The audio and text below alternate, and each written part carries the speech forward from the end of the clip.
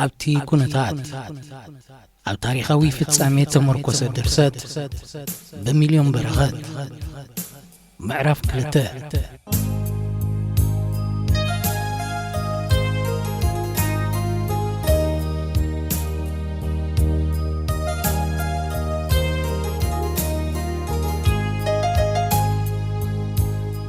እቲ ምድቃስ ከሊኣቶ ተባህለላ ወዲ ኣይመላለየቶን ነይራ ንሱ ግና ኣብ መገዲ ረኸባ ላዛ ትግርኛውን ድምፁን ንልባ ፈጋግዕ ኣበሎ ተማሊ ተሓዝልና ተዕባን ጌርናልኪ ወቕቲ ምስ በላያ ዑመር ንሱ ምዃኑ ቆብ ዘበለቶ ለይለይ መንእሰይ ምጩው ዝትርኢቱ ምስኡ ድማ ሓፋር እዩ ድንን እናበለ ወዲ ፖሊስ እኳ እዩ ኣብቲ ለው ጀማዓተይ እናበልኮ ስቒሉ ናባኽም መዲኒ ንእሽቶ ሓዋ ኮይኑ ተራእያ ንብዓት ከይስዕራ እናፈርአት ካብ እተተንከፈ ከብዳ በለቶ ንዓይ እምበር ኣይተሓዘለይ ብሕማቕ ስለ ጠርጠርኩ ኣይኮንኩምኩም ገይረ መሽክላ የለን ይርዳእኒ እዩ ኣብዚ በረኻ ኮይኑ እምበር ጓል ኣንስተይቲ እኳ ኽብርቲ እያ معلش تفيركي ኣይተሓዝለይ ኢልዋ ክኸይድ ካብ ኣፍንትት ምስ በለ ንዓሞ በለቶ ንምንታይ ከም ዝፀዋዓቶን ነገረማ ከምኡ ኢልዋ ክኸይድ ኣይተለየቶን ከይትበኪ ፈሪሃ ነበረት ኣብ ቅድሚያ ደው ኢሉ ከም ዘሎ ብምዝካር ዑመር ድሽምካ ሓቀይ በለቶሞ እወታኡ በተቐበለት ኣነኻ ሄርሜላ ኣባል ኢላቶ ሰላም ተባሃሉ ራይ ሄርሜላ ሹከር ኢልዋ ኸደ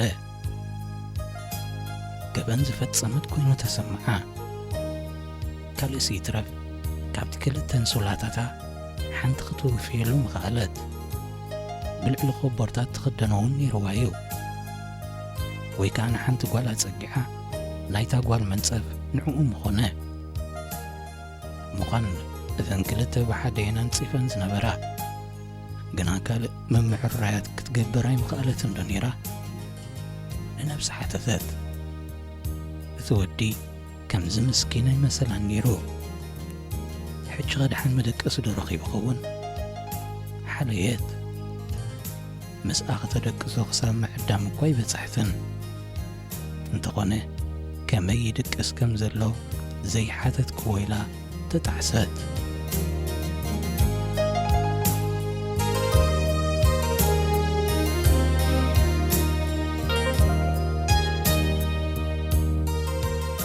ብዛዕባ ተዘፋተጠላ ገንጫር ሓላፊ ዳርጋ ረሲዓቶ ነይራ በቲ ጸልማቲ ገጽ የለለየቶን ንሱዩ ላምፓዲና ናብ ኣብርዩ ዝነበረ ወዲ ፖሊስ ዝብልዎ ምዃኑ ግና ፈሊጣ ነበረት ጠባዩ ኣብ ደሓንን ዘይደሓንን ዝመላለስ ዓይነት ምዃኑ እውን ተነጊርዋ ነበረ ንእስከስኺ ዝበላ እቲ ዘይደሓን ጠባይ ወዲ ፖሊስ ምዃኑ እውን ብኣግኡ ይተረድአትን ሙቐት ኮይኑዋ ኣርቂቓያ ዝነበረት ብመሰረት ጠለቡ ንሰብነታ ናብ ቁቕረበቶ እንታይ ከም ዝብላ ንምስማዕ ድማ ተገቲራ ተጸበየቶ ገለ ደቂ ተባዕትዮ ንቑመናኣ ክርዩን ከለዉ ዘርእይዎ ዓይነት ምልክት ተዓዘበትሉ ኣካላታ ናይ ምዕብላል ሓይሊ ተላበሰ ምዃኑ ተመኪራ ነበረት ኣዒንቱ ድሕሪ ዑደተን ኣብ ገጻ ዓረፋ ተማምባር ኢሉ ብዒንቱ ወግኣ ኣዒንታ ህደመት ቀጸለ ስኽዲኻ ሓቀይ ሰብ ምድቃስ ዝኸላኺ زحرق قالات نايم مراتك إلى تدنقات أنا سودك أسايك لكم ኢላ ድማ ኣደናገረቶ። እዚ ኸደ ይኮንክን ምስ ወዲ ይድቅስ ነይዶ ሽንቃዶ ኢልኪ መንጸፍኪ ዝኸላኺ ኢሉ ነተን ብጽሬተን ዘየመካሓስናኑ ግልህ ኣቢሉ ቀጸለላ። ሕጂ ስኸስ ጓል ኣስመራ ተባሂልክስ ምስ ወዲ ደቂስኪ ትፈልጥን ማለት ደ?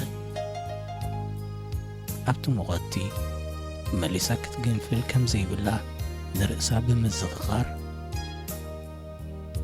ንሱ ንዓኻ ይምልከተካን እዩ። ብዛዕባ መንጸፍቲ ኾይኑ ሕቶኻ ግና ካብ ገዛይ ክድቅሰሉ ኢለ ተማልኣኽዎ ናተዩ ክትብሎ ኸኣለት። ከም ስንብድ ኢሉ ቀልጢፉ ናብ ንቡር ተመልሰ። ከምኡ ኾይኑ ክርዳእ ክኽእል ይኸውን ተኾነ ምምእካል ዝበሃል ከም ዘሎ ድማ ኣፍለጢ ውዕላ ንስኺ ምስ ገድሊ ተላለኽ እንትኾነ እምበር እዚ ውልቃዊ ንብረት ተጻይ ብጻይነት ስለ ዝኾነ ቀልጢፍና ኢና ንርኢ። ከምኡ እውን ዝመኽረኪ እዚ ውልቃውነት ዝበሃል ይዕብል እዮም ካልኦት ብፀትኪ ኸባኽን ላዕሊ እዮም ድፍእ ዝብሉ ዘሎ። እዚ ኽደቂስኪ ክትሓድሪ ንሳቶም ብቑሪ ድቃስ ክስእኑ ከመይ ገይሩ ሕልና ክገበልኪ? ቃላቱ ተተጻዒኖም ንታሕቲ ደፍእዋ። ድሮ ተሰሚዕዋ ዝነበረ ናይ በዳልነት ስምዒት መሊሱ ተጋደደ። ክኢለዮ ኢላ ክትምካሓሉ ትሓስብ ዝነበረት ከቢድ ዝበለቶ ናብራ ስባ ንሱ ጥራይ ኣይኮነን ነይሩ። ማዕረ ካልኦት እንተዘይከፍኣካ እውን ከም ኣባሲ ክትውስድ ትኽእል ኢኻ። ለካ ሰብ ከይበደለ እውን ተወቃሲ ክኸውን ይኽእል እዩ። ካብ ሽግር ንዘምለጠ ነብሱ ከም ተበላጺት ገይሮም ይስእልሉ። ካልኦት እንተጠምዮም ነቲ ትጸገበ ይወቕስዎ። ካልኦት ተሞይቶም ድማ ነቲ ቐታሊ ንጐኒ ገዲፍካ ነቲ ብህይወት ዘሎ ወና ንሩሑ ክኸውን ከም ዘይነበሮ ዓይነት ትገልጽሉ። ወዲእካ ተኾንካ ክኸይድ በለቶ ገጻ እናጸዋወገት። መን ኢኹም ስምኪ? በላ ናብ ኣፍ ልባ እናጠመተ ስማ ኣብኡ ከም ዘይተጻሕፈ ክትነግሮ ደለየት። ኣጥባታ ብማልያ ጥራዮም ተሸፊኖም ዝነበሩ እንተስ ሽማ ዘይትነግሮ መሲልዎ እንተስ ካብ ኣፍ ልባ ነቲ መልሲ ረኺብዎ መልሲ ኸይተጸበየ በላ ድሓን ንስኺ ካብ ገዛኻ ወፂኻ ዘሎ ናብራ ሓዲሱ ክኸውን ይኽእል እዩ። ድሓርካ ገና መንእሰይ ኸዘለኺ እቲ ምስብ ምሕዋስ ድዩ ብዙሓት ኣወዳትን ኣዋልድን ኣብ ሓደ ቴንዳ ምድቃስ ክሳብ ትለምዲ እዮ ገለ ምትዕርያት ክንግብር ንኽእል ኢና ኢሉ ነታ ከም ግናይ ዝፈለጠታ ፍሽኽ ትኡርኣያ እሞ ብሕቑኡ ናብ ዝነበረት ቴንዳ ግልጽ ኢሉ ጠመተ። ንሳ ናይ በይኑ ገዛ ምንባራ ኣይሰሓተቶን። ካልእ ከይወሰኽ እንከሎ ልባ እናወቕዐት ዘለኽዎ መደቀሲ ኣይጸልዑን እየ ኢላቶ ገዲፋቶ ግልብጥ በለት። ካብ ዝነበሮ ከይተነቐነቐ ብዒንቱ ይኽተላ ከም ዝነበረ ተፈለጣ። ብሕርቃን እናቐልጠፈትን ኣካይዳ ጠፊእዋ እናተሓናኾለትን ናብ ቴንዳ ኣሰጎመት። ሽዑ ምሸት እታ ሒሊ ብምልእታ ናይ መደቀሲ ተኽሊጥ ገበረት። ኣወዳትን ኣዋልድን ነንበይኖም ቴንዳታት ከም ዝሕዙ ተገብረ። እቲ መደብ ንገሊኦም ኣሕረቖም። ብፍላይ ገለ ኣዋልድ ቦታ ጸቢብና ኢለን ጻርጻር በላ። ምስ ኣወዳት ኣብ ዝነበራሉ መብዛሕትኦም ኣወዳት ኣብ ደገ ምንጻፍ ስለ ዝመርጹ ገፊሕ ቦታ ይረኽባ ከም ዝነበራ መስከራ። ሄርሜላ ግና ነዚ ሙሉእ ብምሉእ ክትኣምኖ ይቀለለላን። እዚ ኹሉ ግልብጥብጥሲ እቲ ወዲ ፖሊስ ምስ እተለዋወጡ ቓላት ንምሽፋን ኢሉ ዝገበሮ ይኸውን ተገረመት። በዚ ተገብረ ናይ መደቀሲ ምቅያራት እቲ ዑመር ዝበሃል ወድስ መሊሱ ዶ ተሸጊሩ ይኸውን ተሻቐለት። ሕጂ ካብቲ ዘጸጉዑ ሰብ እንተተፈሊስ ካልእ ዝድርቦ ዶ ይረክብ ይኸውን? ካብ መጀመርትኡ ነሳ ስኺላ ጸጊዓቶ እንተትነብር ምናልባት ዶ ዝኹሉ ምግልብባጥ እንተረፈ ነይሩ? ከመይ ጌራ እሞ ንሓደ ዘይትፈልጦ ሰብ ምስ ኣለጊቡ ክደቅስ ከተፈቅድ? እዚ ናይ ካልኦት ድሌት ዋላ ሕጂ እውን ክወሓጠላ ኣይከኣለን። ንምኽሓሱ ግና ጽባሕ ገለ ክትገብረሉ ማለት ካብቲ ዝያዳ ሒዛቶ ዝመጸት አንሶላታት ክትህቦ መደበት። እታ ለይቲ ክትወግሓላ እሞ ነዚ ሰናይ ስጎምቲ ዝወሲዳ ክትፍሳሕ ድማ ትሓውቐት።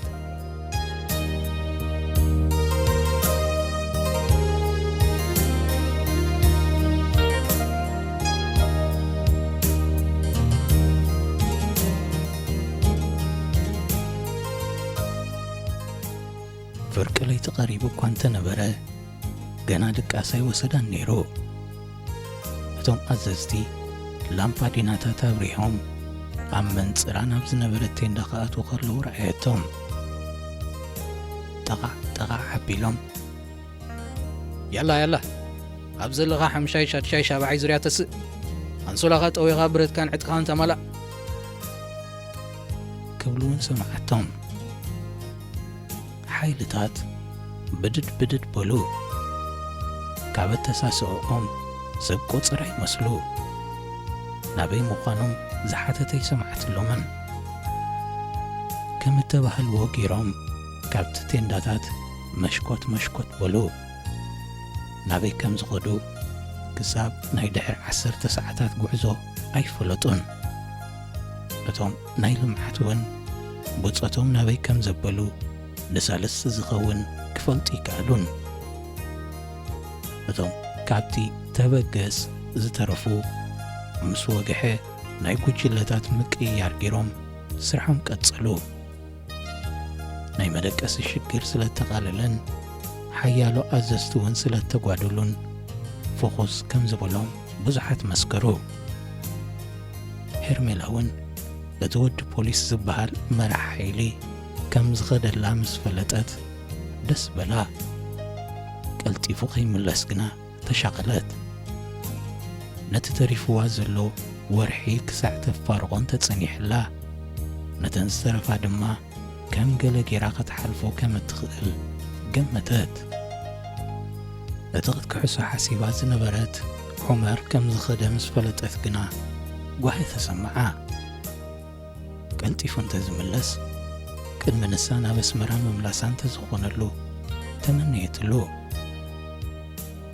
እቶም ሓይልታት ናበይ ከም ዝኸዱ እቶም ዝተረፉ ውሕዳት ሓለፍቲ እውን ዝፈለጡ ይመስሉን። ብስራሕ ተንቀሳቒሶም ኣለዉ ዝብል መልሲ ጥራዮም ዝህቡ። እዛ ስራሕ ዝብልዋ ንብዙሓት ጉዳያት እያ ትውክል። ስራሕ ኣለና እንተኢሎምኻ ኣኼባ ክኸውን ይኽእል፣ ወይ እውን መገሻ ወይ ማእቶት ይኸውን። ድሓር ድማ ኩናት እውን ኣብዚ ከም ዘጠቓለል ተጋህደላ። ነቲ እምኒ ናይ ምእካብ ስራሕ እናለመድዎ ብዝኸዱ ቀልጢፎም ስርሖም ክዛዝሙ ጀመሩ። እምኒ ብብዝሒ ዝርከብ ቦታ ኣለልዮም ዝነድቆን ዝእክቡን ተወዳዲቦም ብንጥፈት ይሰርሑ። ኣብ መንጎ ጉጅለታት እውን መንቀዲ ሙዕረፈ ይቀዳደሙ ነበሩ። እዚ ውድድር ዝዘበገሶ ዛላታት እናፍረስካ እምኒ ናይ ምኹማር ተርእየውን ዓዘዘ። ሽዑ ዘገድስ ቀልጢፍካ ስራሕካ ምውዳእ ጥራይ ዝነበረ። ብድሕሪኡ ናብ ቦታኻ ተመሊስካ እንተደሊኻ ትድቅስ ወይ ትሕጸብ ተዕልል ዋላ ትሸይን ከም ዓብዪ ናጽነት ዝረኸብካ እዙ። እቲ ኽስርሖም ዘርፈደ ሓላፊ ከይዱ ገዛኹም ክብሎም ከሎ ልክዕ ከም ሓደ ህያብ ዘበርከተሎም ፍትው የብልዎ። ጽቡቕ ንዝገበረልካ ጥራይ ዘይኮነስ ክብድለካ ዝኽእል ክነሱ ንዝመሓረካ እውን ከም እትፈትዎ እናስተንተነት ተረድአት። ኣብ ጊዜ ዕረፍታ በታ ሙሴ ዝሃባ ወክማን ንእሽቶ ቴፕ ዘዝመረጸቶ ሙዚቃ ክትሰምዕ ትኽእል እኳ እንተነበረት እቲ ከባቢ ብድምፂ ካልኦት ዓውት ዝበላ ቴፕን ሬድዮታትን ይዕብለል ስለ ዝነበረ ናይ በይና ሙዚቃ ክትሰምዕ ብዙሕ ዕድል ኣይረኸበትን። ምርጫኻ ምስ ናይ ካልኦት ክጋጠም እዩ ዘለዎ። ትንሳ ትመርጾ ዓይነት ሙዚቃ ኣብቲ ከባቢ ፍቱው ዘይምንባሩ ረኣየት። ዝበዝሕ ሰብ ኣምሓርኛ ካብ ምፍታው ተላዕለ ኤፍሬምን ኣስቴርን ተባሃሉ ደረፍቲ ኤርትራውያን ኮይኖም ክስምዕዋ ጀሚሮም ነበሩ። ገለ ውሕዳት ደርፊ ትግርኛ ነበራ ኣቓልቦም መንእሰያት ክስሕባ ዝኽኣላ። ካብዚኣተን ዝዓበየ ጉንሖ ዝረኸበት ናይ ፊልሞን ተባህለ ደራፋይ ኣብ ህይወተይ ከም ድሌተይ ትብል ነበረት። ኣብ ህይወተይ ከም ድሌተይ መሰለዩ ናጽነተይ ሰብ ኣይበድል እምበር እዝኒ ይህቦኒ እዝኒ እናበለት ትቕጽል። እዛ ደርፊ እዚኣ ንባዕላ ስግንጢር ኮይና ነበረት። ሓዊላ ኣብ ኩሉ ስለ ትስማዕ ንሄርሜላ እቲ እትደልዮ ካልእ ደርፍታት ናይ ምስማዕ ናጽነት ከሊኣታ ነይራ። እናጸንሐት ግና ፈትያታስ ንዓኣ ኽተዝይም ንነፍሳ ረኸበታ።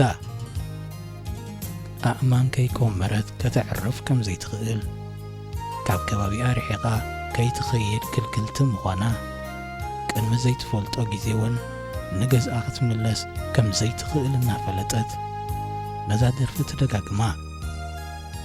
ከምዛ ገለ ዘስለጠት ድማ በቓላታ ትጸናና።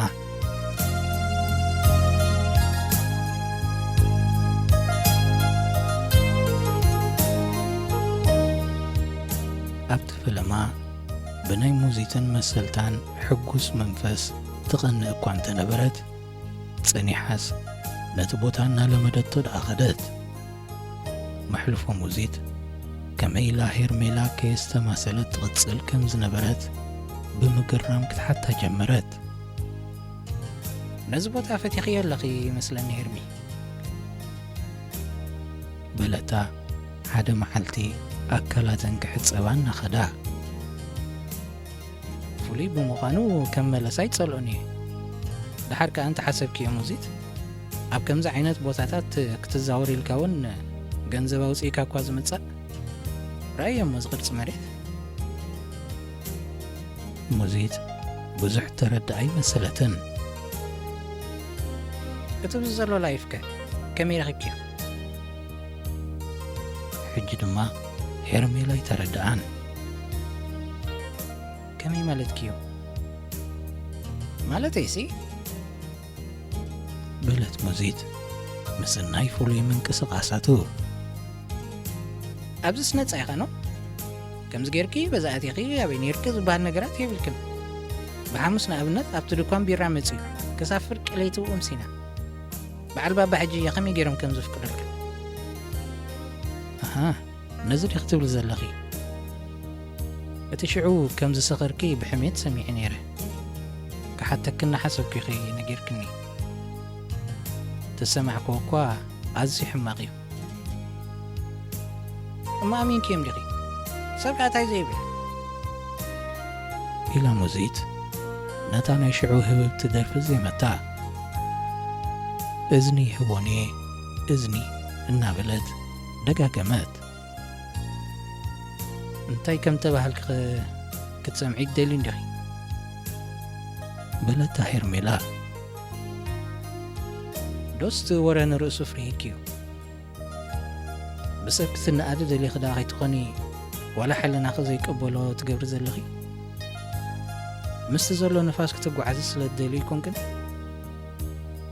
እንታይ ክገብር ኢልክኒ ሄርሜላ? ፈተውቲ በዚሖምኒ ምስ ሰብ ክቀያየምካ ኣይደልን እየ እሞ ምስ ነፍስኽን ምርጫኽን ምቅያም ሕሸኪ። ሄርሜላ ሕፍተይ ሰብ ነናቱ ጠባይ ዘለዎ ናትከ ሕጂ ጽቡቕ እዩ። ልብኺ ንሓደ ሰብ ጥራይ ዘእቱ ክንደይ እንድዮም ዳ ምሳኺ ከፋልጦም ዝሓቱኒ።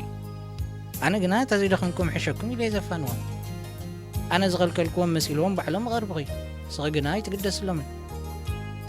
ኮሪዕኺ ዲኺ ወይሲ መልክዕኺ ክንደይ ከም ዘውፅእ ስለ ዝፍለጥኪ ኢኺ በለታ ሙዚት ኣብ ገጻ ግና ፍሽኽታ ነበረ ገና ከይመለሰትላን ከላ ግና ሙዚት መለአት መልክዕኺ ብገንዘብ ዘውፅእ ማለት ከዓ ይመስለኪ ብኽብረት ክንደይ ከም ዝግመት ማለት እየ ትርኢተይ እኳ ዘይኮነስ ሙዚት ሓብተይ ኣነ ክብርቲ ምዃነ እየ ዝኣምን ሰባት ከዓ ክመዝኑኻ ካባኻ እዮም ዝብገሱ ከይተፈለጠና ኣብ ፈለማ ርክብና ኢና ዋጋና ነርእዮም ሓንሳብ ብኣኣ ምስ ተፈለጥካ ወላ ድሕራይ ክትቅይሮ እንተፈቲንካ ኣዝዩ ይብርትዓካ ኣቲ ሄርሜላ እታ ዓርኪ ክርኢ ከምዚታት ዘረባ ዘላ ምደቂ ጽሑፍ ዝጥዕም ዘረባስ ከይተስምዕና ምጫኺ ሰብ ተመራሚሩ ይኮነን ህይወት ዝመርሕ ከከም ዕድልካ እዩ ዝንበር ናይ ሓዳር ተሓስቡ ተለኺ ክንደይ ጥዑያትን ዘይከውን ሓዳር ዝገጥመን ታዞረት ከዓ መብዛሕትኡ ግዜ ጽቡቕ ሓዳር እያ ትገብር ዝብል ግምታዊ ዝተምህሮ ስማዓታ ሄርሜላ ነቲ ርእሲ ዘይምቕጻሉ መረጸት እቶም ብስራሕ ተባሂሎም ተወስዶ ሓይልታት ካልኣይ መዓልቶም ምስ ሓዙ ብዙሓት ልሳናት ግምታትን ኣውሓዛ መብዛሕትኦም እቲ ስራሕ ነቶም ጅሃድ ዝበሃሉ ተቃወምቲ ንምብራር ምዃኑ ተዛረቡ ጽባሕ ወይ ድሕሪ ጽባሕ ክመፁ እዮም እዘን ጅሃድ ደኣ ሓንቲ መዓልቲ ተተኺሰን ደን ዝሃድማ ይብሉ እሞ እዞም ኩሎም ግና ንጅሃድ ጥራይ ኢሎም ከዓ ይግረሙ ሱዳን መዋፈር እዮም ምዃኑ ዝንገር ብልምዲ ጅሃድ ዝበሃሉ ዝነበሩ ሸበርቲ ጸጸኒሖም ሓደጋ ከም ዘስዕቡ ምስናይ ኣብነታቱ ሰምዐት ሄርሜላ ገባሮ ተመሲሎም ንባህ ዝበሎም ወይ ዘይበሎም ቀቲሎም ይሃድሙ ኣብ መገዲ ነውተኩትን እናቐበሩ ኣብ መካይንን ሰብን ሓደጋ የስዕቡ እትና ኣገልግሎት ዝወፀ መንእሰይ በዞም ጉጅለ እዚኦም ከም እተጓደለ ብዝሰምዐት ገለ ነገር ኣብ ውሽጣ ዝርግርግ በላ እቲ ደሴት ሰላም ዝብል ንኤርትራ ተዋሂቡ ዝነበረ ሳጓ ናይ ህዝባዊ ርክባት ስራሕ ጥራይ ነይሩ ኸይከውን ስግአት ብተወሳኺ ዕላማ ዞም ጉጅለ ንጹር ዘይምዃኑን ሃይማኖታዊ ንዝመስል ደንብታቶም ብሓይሊ ከስፍሑ ዝህቅኑ ምዃኖምን ብእተገልጸላ ኣዝያ ተሸቐለት እዚ ሽግር እዚ ዓለም ለኻዊ ምዃኑ ትሰምዕ ነይረያ እቲ ጸገምቲ ግና ከምዚ ናብ ኣቐሪቡ ክትሪኦም ከላ ዓቕላ ጽበበላ ኣብ ከተማታት ከይተረፈ ነተኩቲ ሰብ ክቐዝፍን ከርዕድን ሕጡቓት ብገለት ሓቢኦም ጸኒሖም ክቐስሉን ክሓርዱን ቅሳነት ዘይብሉ ናብራ ኢላ ነቲ ብእሙሮኣ ዝቐረጸቶ ህውከት ካብ ሕልና ክትሓኮ መደበት እቶም ናይ ልምዓት ብዛዕባቶም ተፈሊዎም ብጾቶም ክጭነቑ ነታ መዓልቲ ብሸቐልቀል ሕለፍዋ ንጽባሒቱ ነበረ ኣብ ባድመ ተባህለ ዓዲ ምስ ትግራዎት ዘይምቅዳው ከም እተፈጥረ እተሰምዐ